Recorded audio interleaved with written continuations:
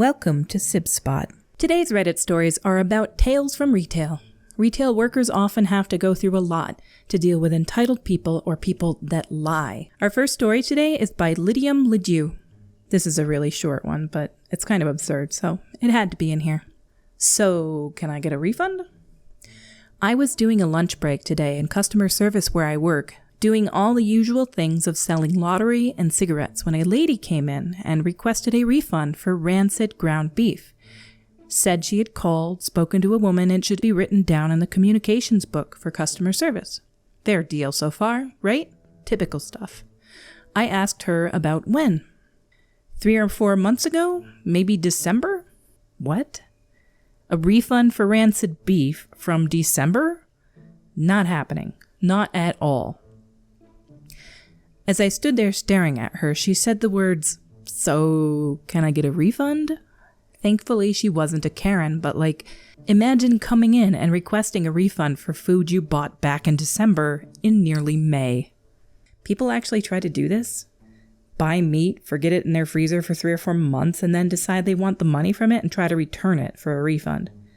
This says it's a lady, not a young girl, that doesn't know any better. I guess she learned today that's not how refunds work. Story 2 is by Fexler. Fender bender in the car wash. Who is at fault? Let's find out. Several years ago, I worked at a gas station with a car wash. This car wash uses a chain that pulls every vehicle through at the same speed, about 25 feet apart. The car wash was the cause of about 80% of all customer grievances. This one was a bit different. One weekday afternoon, I was stocking shelves when a young woman and an old man come in together. They spot me and say we need to have a conversation, so I move back behind the counter. "Okay, what can I do for you?" I asked with a smile. The woman is about to speak when the old man cuts her off. "Your car wash damaged my car. Both of ours." Not the first time I've heard this. "Huh? How so?" I asked. The woman chimes in. "We were both in the car wash. I was ahead of him and the car wash pulled his car into the back of mine. Hard. Immediate red flag. That's impossible.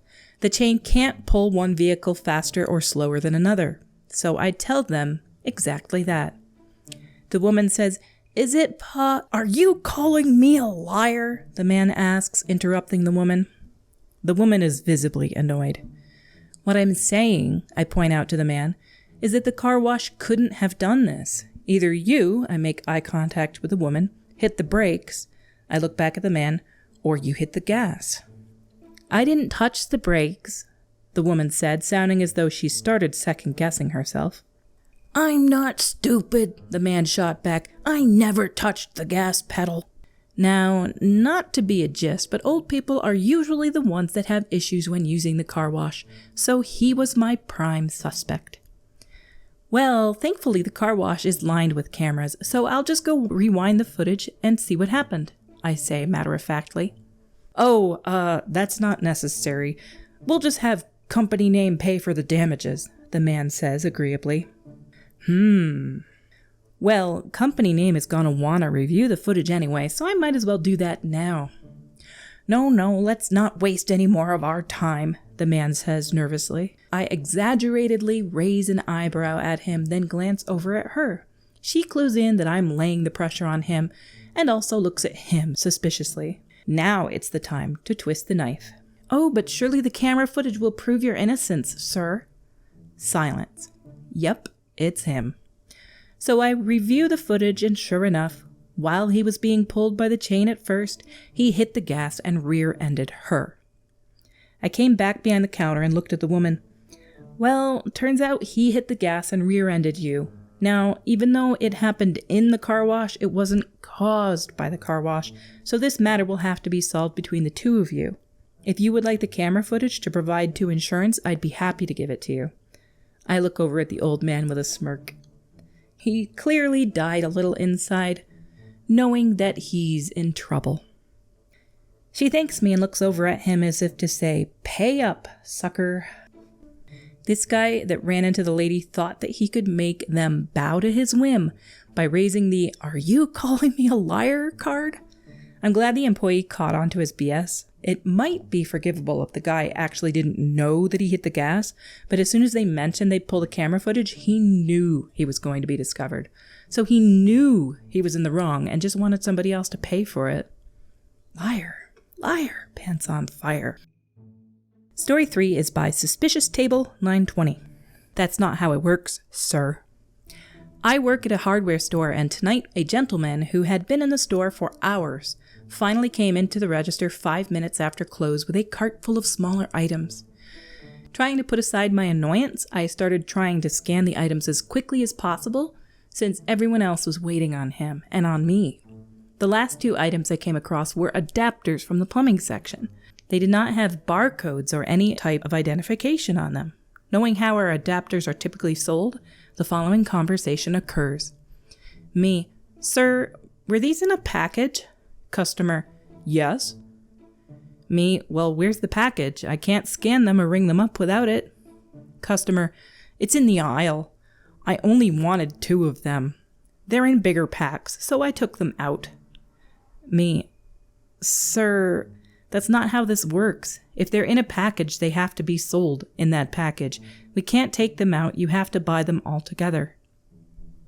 Customer, well, are they sold individually in this size? I didn't see any over there. One of my managers went over to the aisle to check on the item. She found the bag he took them out of and came back with it, telling us that we only have the packs of 10 and they are not sold individually at our store. Customer, well, how much is it for the 10-pack? If it's too much, I don't want it. I scan the item to check and let him know it's $36.99 for the pack. He says it's too much, and I am finally able to finish the transaction. He says no to the $36.99 for a 10-pack, but his total still came out to almost $300 exactly, just on small items. That was how much he bought right at closing. I wish more stores offered a way to buy one item from a package. He only needed something that cost like maybe $8, $7.50-ish, and instead would have had to pay close to $40. I can understand why he'd want to do this. No doubt it's wishful thinking for other people too. Ah well, the world's not a utopia and stores gotta make their profits. Story 4 is by Locatek, or I.O. Katek. I'm not sure which he's trying to come as. When they can't follow clear instructions, I lose my grip on sanity. Okay, it's graveyard shift at this humble gas station, food mart, and as per usual, I've locked the main door and I'm doing business through the night teller window. It's not a complicated device. A drawer slides out to the customer to accept money or credit cards. I pull it in, put what they want into the tray with their change and slide it back out to them. Ta-da! Quick and easy, right? But no, some people can't grasp that simple concept. What really boggles my mind is, in this area, we get customers who are highly paid technical engineers for billion-dollar corporations, and they're dumbfounded by a simple, moving drawer that can only do one thing, go in and out. It's been a mechanical principle for thousands of years. They should know this. Just now, I had explained what to do to one of those aforementioned engineers who wanted to buy some cigarettes. Pretty commonly, the public wants to use their phone app to pay for stuff, which means they have to put their phone in the tray so I can tap the reader by the register. No, we're not going to put an expensive reader on a wire.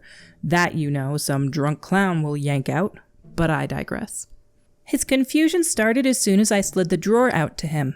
Instead of setting it inside, he held up his phone like I was going to scan the app with lasers from my eyes, making my first instruction, put it in the drawer, and added a helpful visual aid of pointing at the drawer, poking it out to him. Studying the mechanics of the thing intently, he proceeded to put his whole arm up to the elbow into the slot without releasing his phone. This got us nowhere, because with his arm jammed in, I couldn't move anything, which led to my second instruction. Let it go. Somehow, this was still beyond his comprehension, but at least he took his arm out. As this guy who makes more money in a week than I can make in a whole year stood hopelessly defeated by a coasting tray, I outlined the procedure clearly for him again. Put it in the drawer and let it go. Still disbelieving that this mechanical magic could be physically possible, he set the phone on the tray and slowly started pushing it toward the back of the drawer, in the manner that got his arm stuck in there in the first time. Let it go. How could he not get this? Don't they have keyboard trays at their desk that work like this? Let it go. Let it. He finally stepped back in horror that I was about to start singing that stupid song and give him an earworm. So I took advantage of his fear of show tunes and slipped the drawer and his phone into my cashier clutches. You'd think he'd witnessed a modern miracle, and getting his phone back and a pack of cigarettes through the tray, reverse Uno style, just blew his ever-loving engineering mind. I wanted to include this one because I learned after being in New York most of my life and moving to Canada that I'm pretty sure most people in Canada, if not all, never hand over their card or phone. So maybe the guy was from another area where you don't do that. I used to work in a small food shop in New York and people handed over their card all the time for us to swipe, like in front of us. It's a little shocking to people from Canada because really, how can you trust the person you hand it over to? Not to mention all the time shady people put a device on a card reader at a store they literally operate to try to steal your info. Lots of stores back home are now updating their procedures or placing card scanners in front so they don't have to take it away from you anymore. But it never occurred to me that other places do it differently until I'd been to other places. That's it for today. As always, if you enjoyed, please consider clicking like or subscribe. It costs nothing and helps others discover the channel. Until we meet again, have an exceptional day.